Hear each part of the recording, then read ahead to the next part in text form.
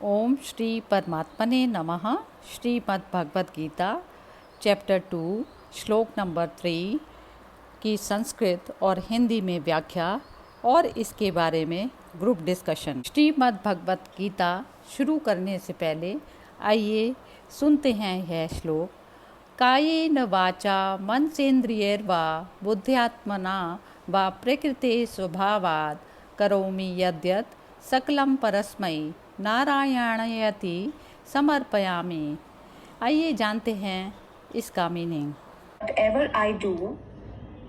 Whatever I do with my body, speech, mind, or sense organs, or using my intellect, feelings of heart, or unconsciously through the natural tendency of my mind, all those I do the Supreme Being without sense of attachment to the results, and I surrender them to the lotus feet of Sri Narayana. हाँ नीलम जी, जरा आप इसको explain करो जरा सा, और थोड़ा loud बोलना।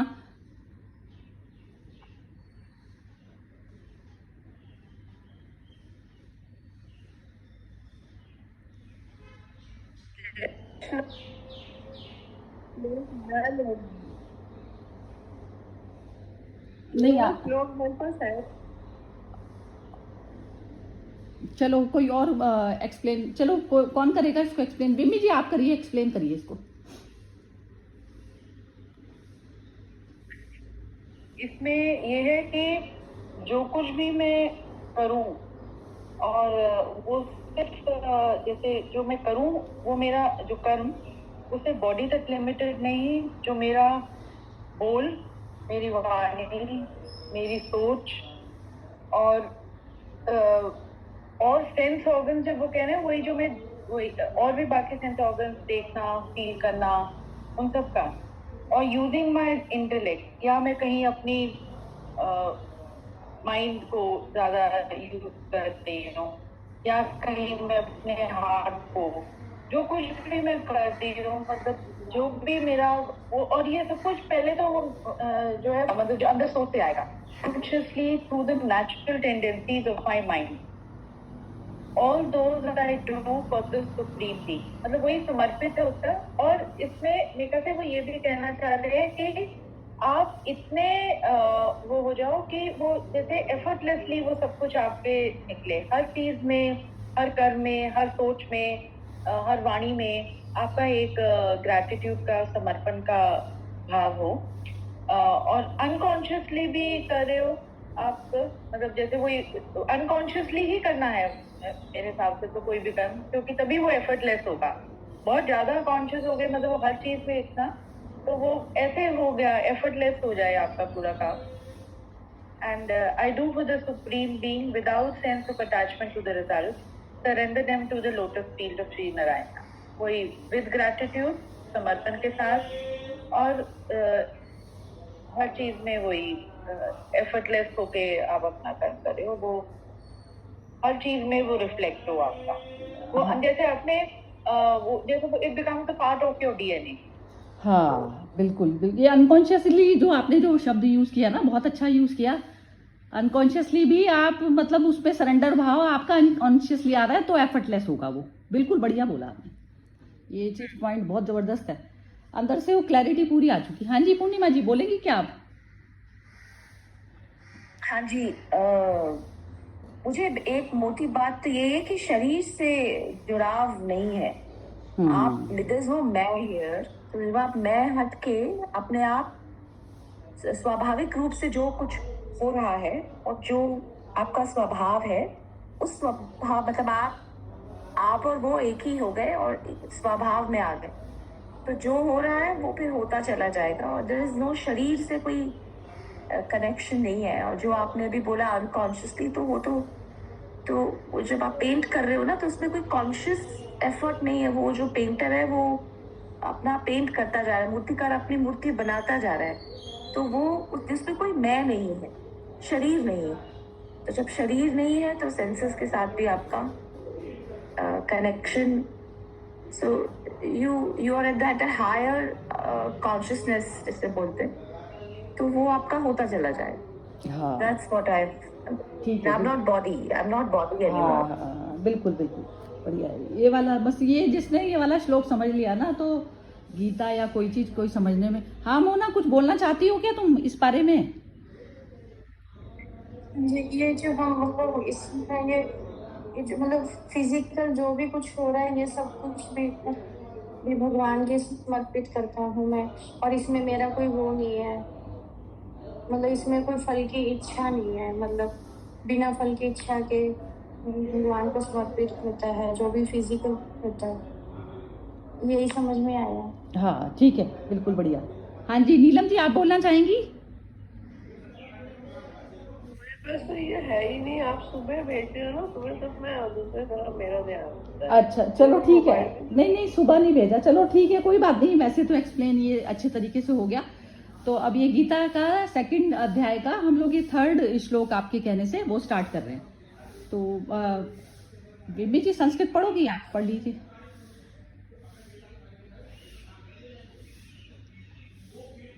या मैं पढ़ लेती हूँ, चलो ठीक है, संस्कृत में पढ़ रही हूँ। क्लेब्यम मा स्म गमा पार्थ न तत्त्वयुपद्यते शूद्रम हृदय दौर्बल्यम त्यक्त्वा उत्तिष्ठ परंतप। हाँ हिंदी पढ़िए। पूर्णिमा जी आप पढ़ लीजिए हिंदी। मेरे पास अभी वो निकला हुआ नहीं एग्जैक्ट। चलो ठीक है, तो हाँ पढ़ो। इसलिए ये अच्छा आप पढ़ लीजिए। कौन पढ़ रहा है? मैं नहीं पढ़ूं? नहीं पढ़ लीजिए कोई। हाँ इसलिए हे अर्जुन, नपुंसकता को मत प्राप्त हो, तुझ में यह उचित नहीं जान पड़ती। हे परंतप, हृदय की तुच्छ दुर्बलताओं को त्याग कर युद्ध के लिए खड़ा हो जा। जय श्री कृष्ण। हाँ तो अब इसको एक्सप्लेन फिर वही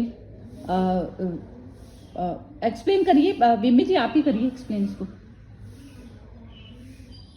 हाँ, यहाँ पर जब कृष्ण कह रहे हैं कि हृदय की तुच्छ दुर्बलता को त्याग कर, तो वो ये है कि तुच्छ इसलिए कह रहे हैं क्योंकि वहां पर उसका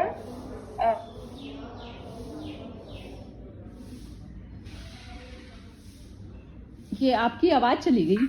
हाँ पूर्णिमा जी, इनका थोड़ा कनेक्शन मेरे को लग रहा है गड़बड़ है, तो आप बोलिए जरा इस बारे में। तो वो वैसे बिम्बी जी आपका कनेक्शन थोड़ा गड़बड़ है, ये ना आवाज इस पे बीच बीच में कट रही है आपकी। तो पूर्णिमा जी को क्या है, हमने पूर्णिमा जी बोलिए आप। अच्छा जी, हाँ जी, ये इसमें कि कमजोरी को दिखाया गया है कि अर्जुन की ये कमजोर हो गया है वो, और मोह में पड़ गया है। तो उसको कमजोरी और मोह से बाहर निकालने के लिए बोल रहे हैं, ये नपुंसकता है ऐसा सोचना कि मैं तेरे को जो करना है अभी वो तुझे करना है। सो gate up and act, because don't think too much, because too much क्या, तेरे को जो करना है वो तुझे करना है। तो नपुंसकता मत कर। और तुच्छ कहा गया, मतलब अगर आप हृदय अपने ये मोह में इतना नीचे आ गए तो ये आप तुच्छ उसको बोला गया, और बहुत ही दुर्बल वीकनेस को दिखाता है। तो इन सब चीजों को तू त्याग कर और युद्ध के लिए get up and act. So in our life also, ये जो हम छोटी छोटी चीजों में फंसे पड़े होते हैं, इसने मुझे ये कह दिया, अब मेरा मूड। ये पूर्णिमा जी म्यूट पे चला गया आपका। हाँ वो कॉल आ गई थी। तो ये जो हम फंसे हुए हैं ना छोटी छोटी चीजों में, जो हमें रोज की जिंदगी में भी परेशान करती है, कि उसने मुझे लोग क्या कहेंगे, सबसे बड़ी बीमारी। और अपने गट फील को ना फॉलो करते हुए समाज की जो वीडियो में हम फंसे पड़े हैं, वो भी वही सब है। तो वो आप वीकनेस की वजह से हम वहां पर अटके हुए होते हैं।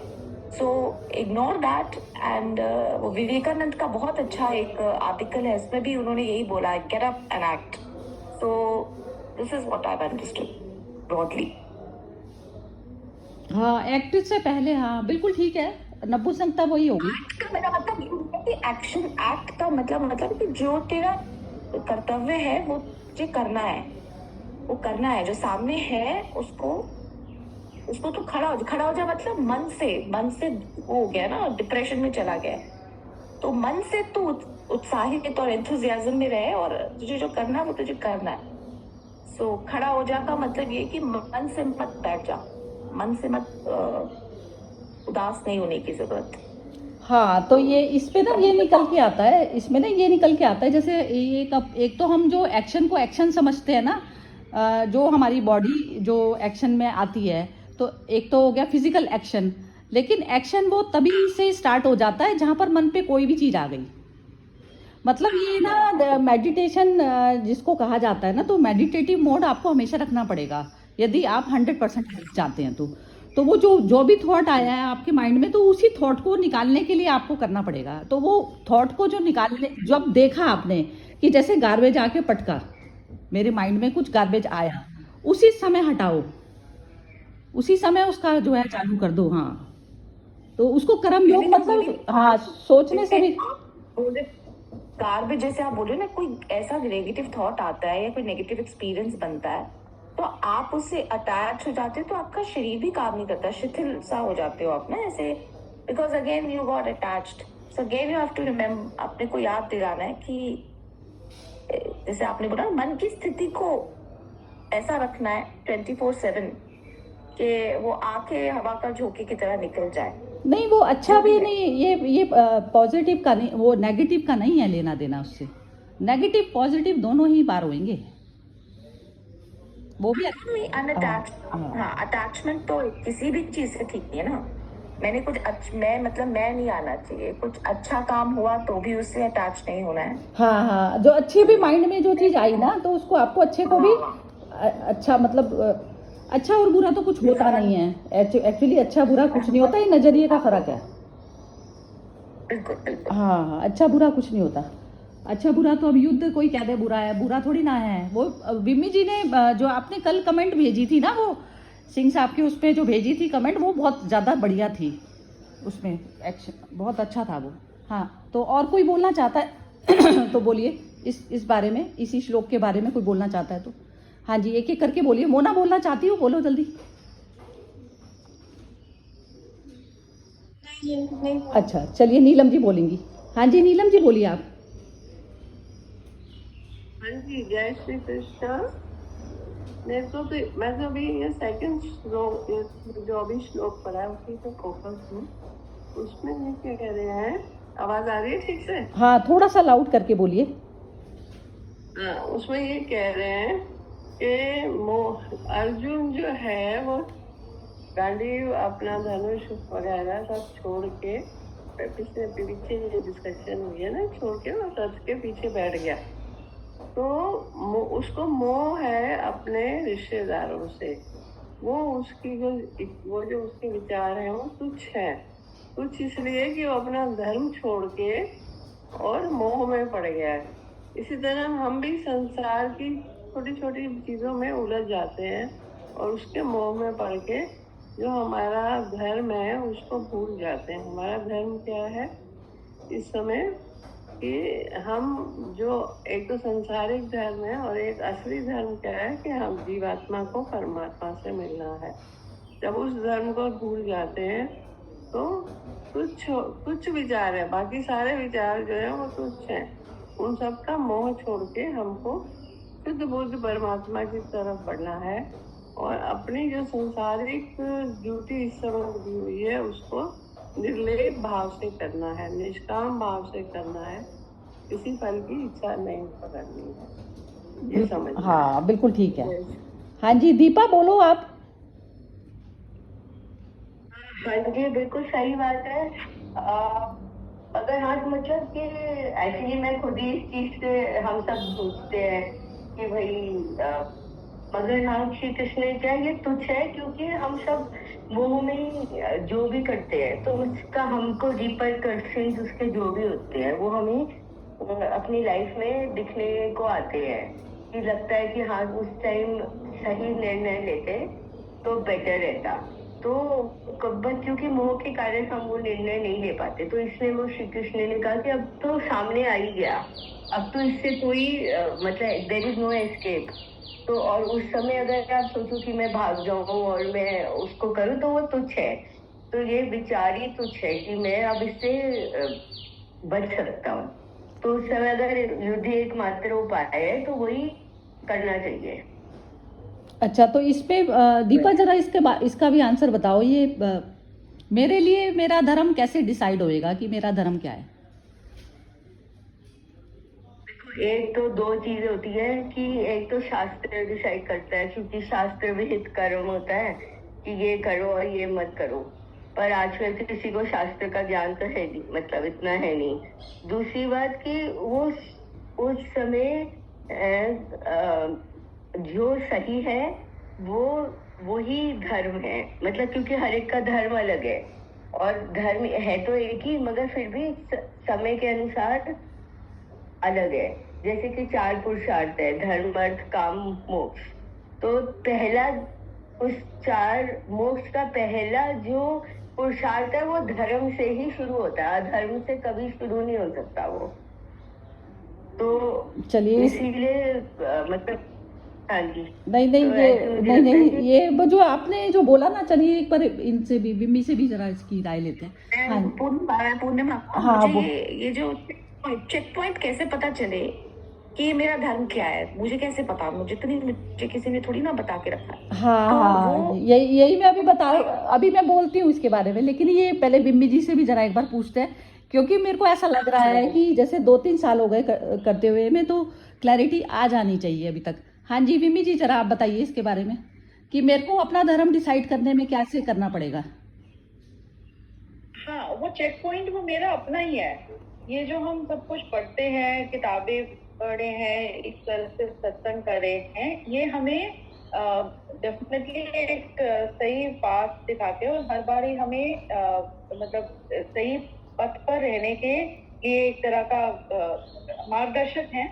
पर अपना जो है ना मेरे अंदर, वो अपनी ही एक आती है। जैसे अब इसमें भी जो हृदय की कुछ दुर्बलता कहा गया है, एक होता है कि शरीर की दुर्बलता, आप किसी दिन आलस्य आ रहा है, उठने का मन नहीं कर रहा, या तबीयत पैसे खराब है, फिजिकल वो है। और एक वो मन से ही आप दुर्बल हुए बैठे हो, तो वहीं पर आपका कुछ भी मतलब वो सब कुछ पहले अंदर से होते। कितने लोग होते हैं जैसे कैंसर से है, वो क्यों कई है कि वो सकम कर देते हैं उसको, क्योंकि मन से पहले वो दुर्बल हो गए। और कई है they fight and that fight comes from inside only. उन्होंने मन को इतना स्ट्रॉन्ग कर दिया, दैट विल पावर तभी कहते हैं कि वो जैसे मैं इसका सोनाली बेंद्रे का सुन रही थी, तो जैसे कि when I came to know, I was like कि शुरू में बहुत धक्का लगा एकदम। और एक जैसे वही हो गया कि शरीर एकदम वो हो गया कि निढाल सा, और कि भाई क्या एंड ऑल दैट, तो सब कुछ वही सब कुछ जैसे सभी के साथ होता है कि वो मेरा परिवार वाला होगा, मेरा ऑल दैट सब कुछ। पर कहते then I made myself strong कि I have to only fight again, this is my fight. And then वो फिर उसके लिए जो भी करना है, चाहे वो दवाइयाँ खानी है, चाहे कुछ और भी करना है, एक्सरसाइज करनी है, वो है तो अपने वही मन की दुर्बलता को दूर करना है सबसे पहले। और ये भी तुम्हारा वो जगह क्या धर्म है उस समय, वो तुम्हारा अपना उस समय जो कॉन्शियस डिसीजन होगा। बाहर की चीजें इन्फ्लुएंस करेंगी, but it is your own self which is going to be taking that for. इसमें एक बात हाँ जी, मेरे को ऐसा लगता है कि 2 चीजें आड़े आती हैं। One is three things I check point में। एक स्वार्थ, आप स्वार्थी, और दूसरा कंफर्ट, और तीसरा ईगो। अगर ये 3 चेक पॉइंट्स बनते हैं जहाँ पे हम अपने धर्म से हट सकते हैं, अगर ये तीनों नहीं होते तो फिर ऑटोमेटिकली हमें पता चल जाता है कि दिस इज माय धर्म। अगर कंफर्ट जोन में आ गए तो धर्म नहीं कर पाओगे। फिर वापस अगर स्वार्थ आपको अट्रैक्ट करेगा कहीं ना कहीं, हैव टू चेक कि एम आई बीइंग, यहाँ पे मैं सेल्फिश डिसीजन तो नहीं ले रही, सिर्फ मेरा भला, मेरा मैं, वो वहां से निकलना पड़ेगा। Is it good for everyone around me, not just me और माय फैमिली और माय फ्रेंड्स, ओवरऑल। जैसे हम ये बोलते हैं आजकल एनवायरनमेंट की बात हो रही है, so if I'm using plastic, so am I conscious enough वो भी मेरे धर्म के अंदर ही आ रहा है ना, कि मैं एक ये प्लास्टिक का बैग ले रही हूँ, तो वो नाली जो है वहाँ पे उसमें अगर वो बैग जाएगा तो वो इफेक्ट करेगा सबको। ना ना ना, ये एक मिनट एक भी कहना चाहूंगी कि जो सेल्फिश डिसीजन था कि कहीं मैं अपने लिए तो नहीं कर रही हूँ, मुझे लगता है ये भी स्थिति के अनुसार होगा। अब जैसे यही वाला एग्जाम्पल, जैसे कैंसर, कल मुझे कोई भयंकर बीमारी पता चलती है अपने में, तो मुझे पता है कि मुझे अपने लिए सेल्फिश होना पड़ेगा। मतलब मुझे वो ना कहना किसी को किसी चीज के लिए, यदि मेरा वो नहीं अलाउ करा, मुझे अपना उसमें जो भी उसमें एक्सरसाइज करना मेरी जरूरी है, क्योंकि मैं सर्वाइव करूंगी तभी मैं औरों के लिए भी कुछ कर पाऊंगी। वो वाला ही कि जब आप एयरक्राफ्ट में हो, पहले अपने आप को बचाओगे तभी दूसरों को बचा पाओगे। तो कहाँ पर तुम्हें वो सेल्फिश भी होना नहीं, ये ना परिस्थिति के अनुसार होगा। बिम्मी जी एक सेकंड, ये ना इधर से उधर चला गया, एक सेकंड, ये जो मैं बोलूं एक सेकंड, ये क्या कहते हैं आपका, क्या नीलम जी, एक मिनट में इसको क्लैरिटी करूं, फिर उसके बाद में आप बोलिएगा। है टाइम, अभी 10 मिनट है हमारे पास। तो जैसे ये जो बिम्मी जी और पूर्णिमा जी जो कह रही है ना, तो ये जो अल्टीमेट कंफर्ट जोन मैं हूँ, अल्टीमेट कंफर्ट जोन जो थॉटलेस वाली स्टेट है, जैसे मैं गहरी नींद में सो गई ऐसे मुझे जागृत में रहना है। तो ये एब्सोल्यूट कंफर्ट जोन मेरा अपना है, और वहाँ तक पहुँचना ही सबका धर्म है। सबका धर्म अलग अलग नहीं होते, एक ही होता है धर्म, क्योंकि अल्टीमेट कंफर्ट जोन क्या होगा जब मैं बॉडी से परे हो गई। बॉडी मेरे लिए एक इंस्ट्रूमेंट की तरह है, ये भाव मेरे अंदर आ गया।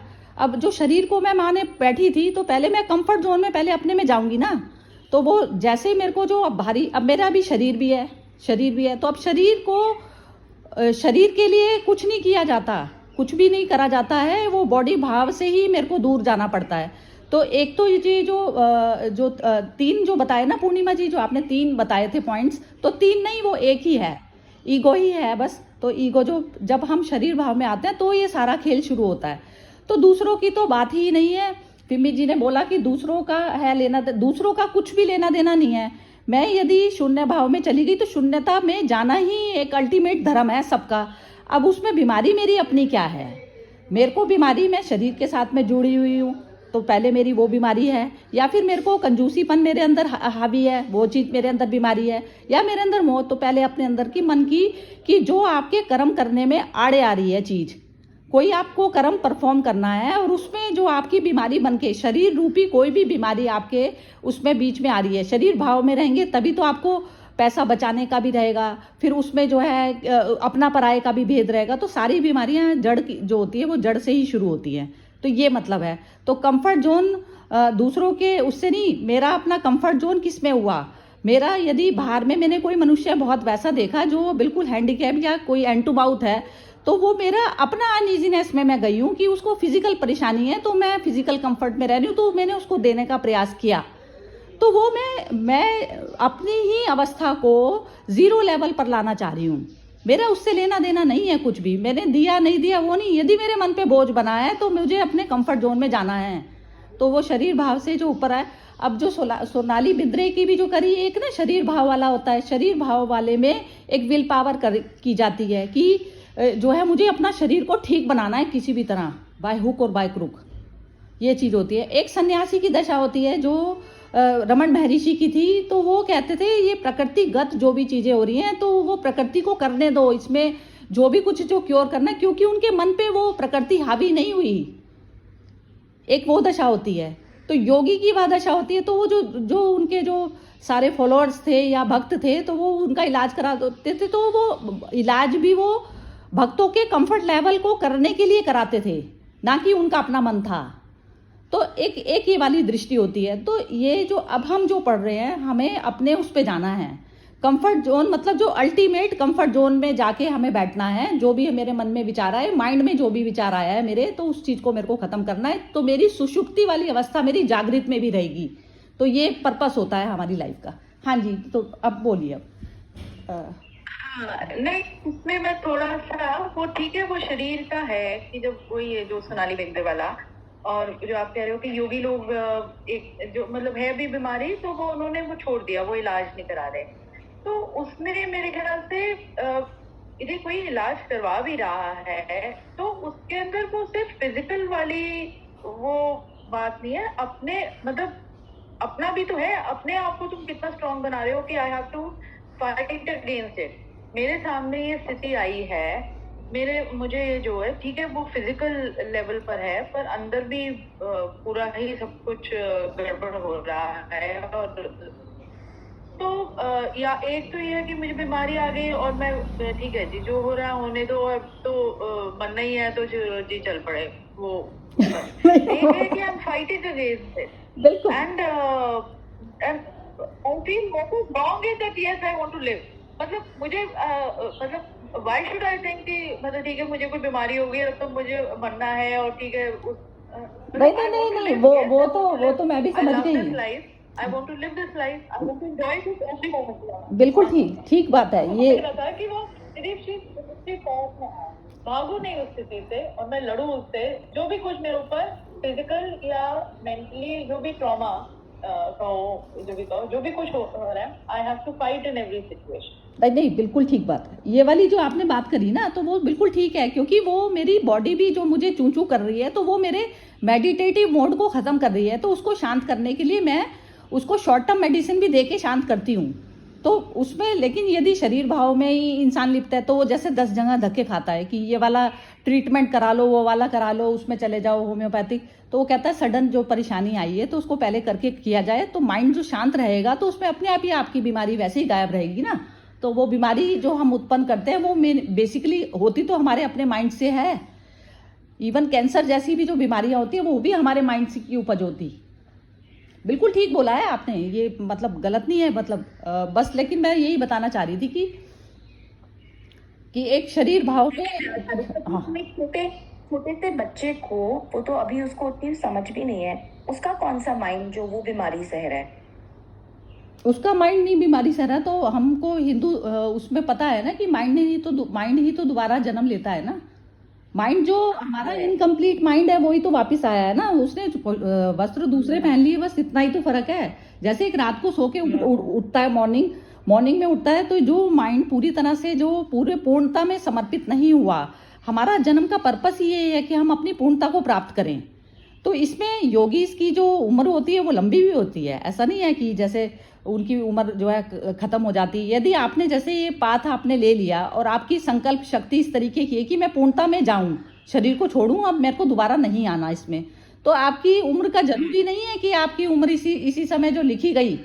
जब आप सत्य के पथ पर चालू हो जाते हैं तो सत्य फिर निर्धारित करता है कि ये जो है ये मनुष्य को अब किस समय में लेना है इसको पूर्णता में। सत्य ही निर्धारित करता है ना ये चीज। सत्य मतलब शून्यता, वो चीज होती है। उम्र भी लंबी छोटी सब बड़ी हो सकती है, सब कुछ हो सकता है, सब कुछ पॉसिबल है। कहीं पर भी जो है ना, कोई कहता है ना स्क्रिप्ट हमारी लिखी हुई है और स्क्रिप्ट के लिखे अनुसार चली है, बिल्कुल भी नहीं होता। करुणा में करके कोई भी मनुष्य ऐसा मिल जाता है जिसमें अच्छे क्रिमिनल तक सुधर जाते हैं, तो वो भी होती है चीजें। चलिए नीलम जी से पूछते हैं, ये रह जाएंगी नहीं तो। हाँ जी नीलम जी बोलिए। नहीं रह जाऊंगी, नहीं मैं इन्वॉल्व हूँ, सुन रही हूँ। नहीं आपने बोला था ना, मैंने कहा वो एक्चुअली मन में जो बात रहती है ना फिर भूल पड़ जाती है। हाँ हम प्रश्न से थोड़ा सा ज्यादा एक्सपैंड करने लग गए हैं एक पॉइंट को। मेनली था कि धर्म क्या है। धर्म एक तो सांसारिक धर्म जो किसी को डॉक्टर बनाया है, किसी को हाउसवाइफ बनाया है। डॉक्टर के साथ भी हाउसवाइफ तो होती है, वो दोनों धर्म उसको समय समय पर अपने अच्छे से करने हैं। और जब मैं बोला निष्काम करने हैं और निर्लेप होकर कर रहे हैं, तो उसमें ईगो बॉडी वगैरह वो सब अपने आप ही आउट हो जाता है। निष्काम हो गया, निर्लेप हो गया, तो ईगो भी हट गई और आपका जो स्वार्थ है वो भी हट गया, अपने आप ही हट गया। अपना धर्म करना है जो संसारिक करना। दूसरा धर्म है कि हमको ये मानव शरीर मिला है मोक्ष प्राप्ति करने के लिए और इस जन्म मरण के बंधन से छूटने के लिए। वो वाले धर्म के लिए हमको अपनी आत्मा की सफाई करनी है, चाहे नियम कौन से भी नियम से करें, चाहे बिना नियम के भी करें। अगर आप निर्लेप मन से समाज सेवा भी कर रहे हैं तो उसमें भी आपका वॉशिंग डाउन आत्मा का हो रहा है, आपको अंदर से मुक्ति मिल रही है। एक सेकंड, ये ना ये जो आपने इसका बोला ना, शरीर का कोई डॉक्टर है, कोई इंजीनियर है, तो मशीन का कोई धर्म होता है? मशीन का कोई धर्म नहीं होता, धर्म हमेशा अपना होता है। मशीन का थोड़ी ना धर्म है कोई। मैंने कोई भी जो किया वो सॉफ्टवेयर में मेरे जाके टिका हुआ है। एक फिजिकल बॉडी कंप्यूटर है, एक कंप्यूटर हो गया विम्मी का, एक उसका हो गया सॉफ्टवेयर। जो है आपने संसारिक नॉलेज से जो उस चीज़ को भरा, तो वो भी तो मशीन ही तो हुई। अब आप जो ऑपरेट करने वाली हैं, धर्म पे तो वहाँ पे वो सेटिंग होती है ना। धर्म तो वो चीज़ हुई कि आप जो ऑपरेट करने वाली हैं, तो वहाँ पे से धर्म की स्टार्टिंग होती है। मशीन को क्या धर्म सिखाओगे आप? मशीन को थोड़ी ना धर्म सिखाना होता है, मशीन को तो यूज़ किया जाता है, ये मतलब है।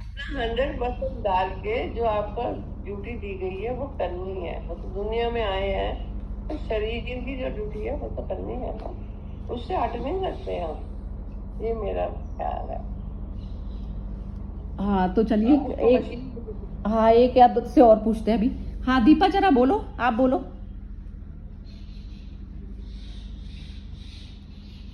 दीपा नहीं बोल रही, चलिए ठीक है। पूर्णिमा जी आप बोलिए, आपने अनम्यूट किया है। ठीक है, I think what Neelam ji is saying is also not, it isn't saying because हमें अपनी स्थिति को ही तो अल्टीमेटली वो मनोस्थिति को ही तो ऊपर लेके जा रहा है ना।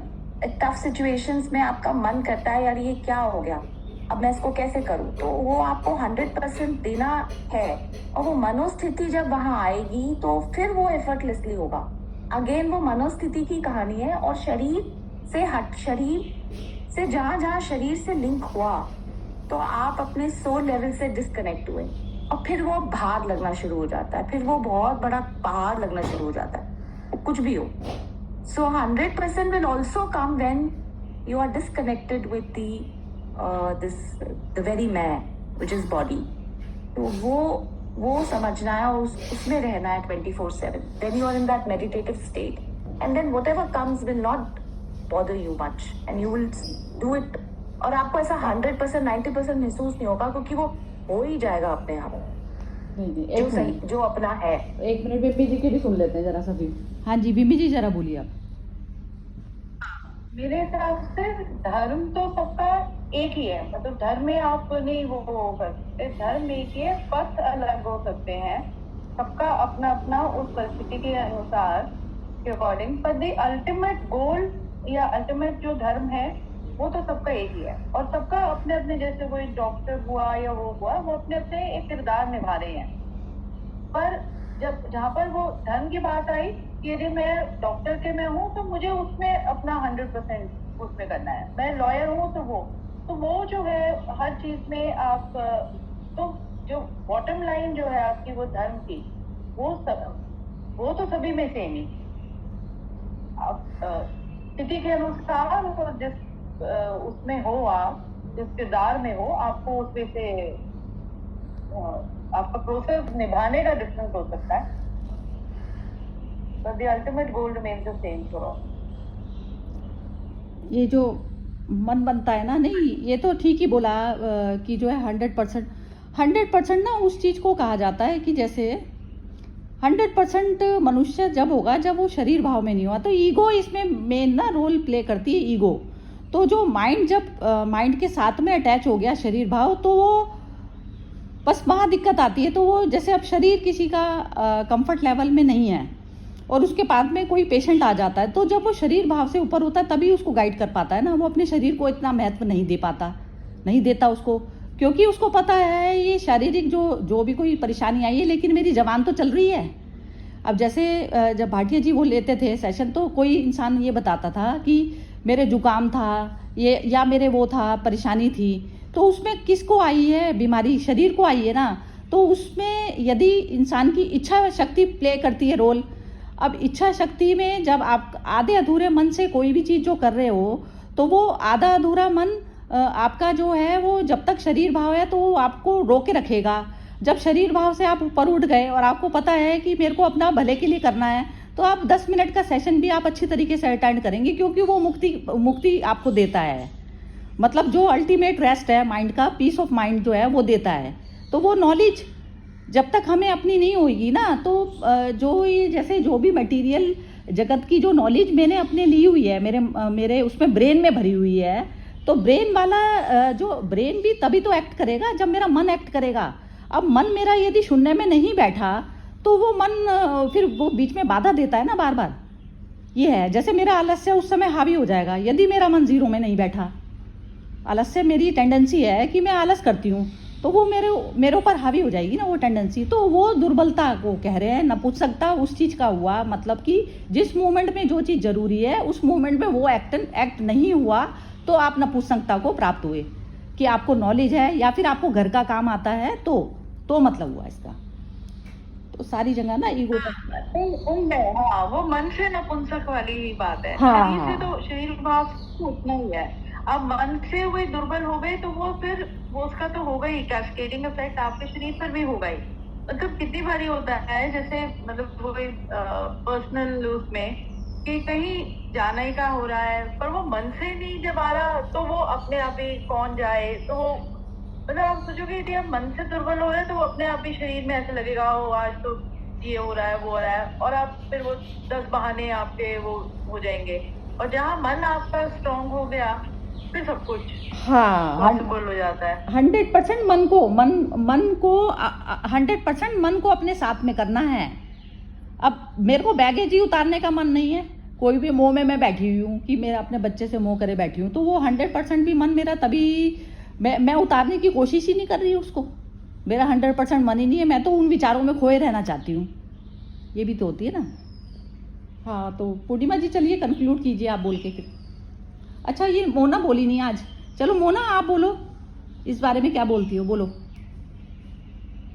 मोना। हाँ बोलो। नहीं बोल पाऊँ। अच्छा चलो ठीक है, फिर पूर्णिमा जी बोलिए, आप खत्म करते हैं फिर। आई थिंक सब कवर हो गया। वही है, आप सब हमने कि अपने को चेक पॉइंट पे रखे और वीकनेस का शिकार ना हो। बस इस पूरे श्लोक में सबसे बड़ी बात वही बोलिए कि कमजोरी है ये, और वो कमजोरी